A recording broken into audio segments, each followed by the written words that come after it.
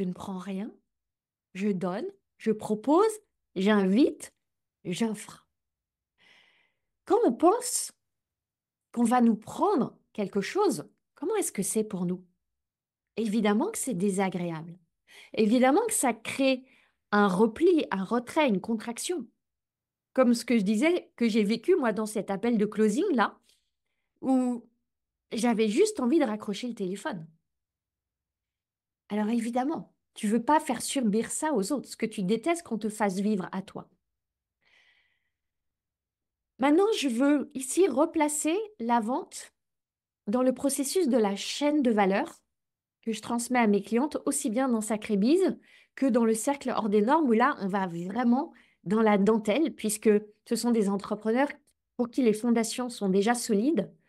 Elles sont souvent en réinvention, et c'est intéressant de le voir, mais il y a des fondations solides. Bon, on peut vraiment aller ciseler ce principe de la chaîne de valeur. Si on regarde cette chaîne de valeur, il y a 3 stades.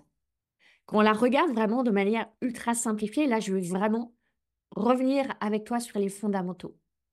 Les 3 stades de la valeur, c'est ceci. Le premier, c'est évidemment, alors c'est pas le premier dans le timing, mais c'est le premier auquel on pense, c'est quand se passe l'objet de la prestation, c'est-à-dire quand la personne a cet objet, ce produit physique que tu lui vends, quand tu lui donnes ta prestation, quand tu lui donnes ton accompagnement, quand tu animes cette formation, cette conférence, quand tu donnes ce consulting, etc. Dans ce moment d'objet de la prestation, tu donnes de la valeur. C'est assez évident. C'est là qu'intervient ton expertise, tes compétences, etc. Il n'y a pas beaucoup de débat là-dessus. Deuxième stade de la valeur, qui dans le temps se déroule en première étape, mais qui dans ta perception est sans doute un petit peu plus éloigné. C'est dans ton marketing. Si tu me suis depuis un moment, tu as sans doute adopté, en tout cas contemplé cette perspective que c'est quoi le marketing?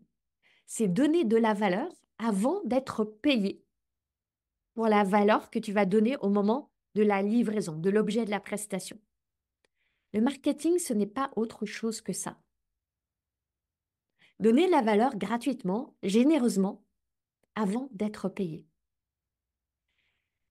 Là, souvent, ça frictionne un peu autour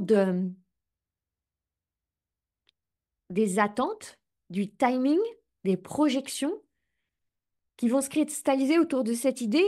Je vais donner une certaine quantité de valeur et ça va être le moment pour que enfin je reçoive de la valeur argent en retour.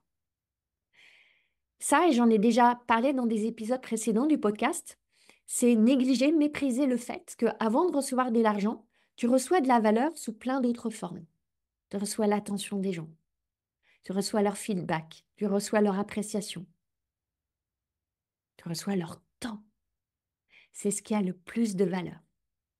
Tu reçois cette opportunité de les aider à cheminer vers leurs décisions.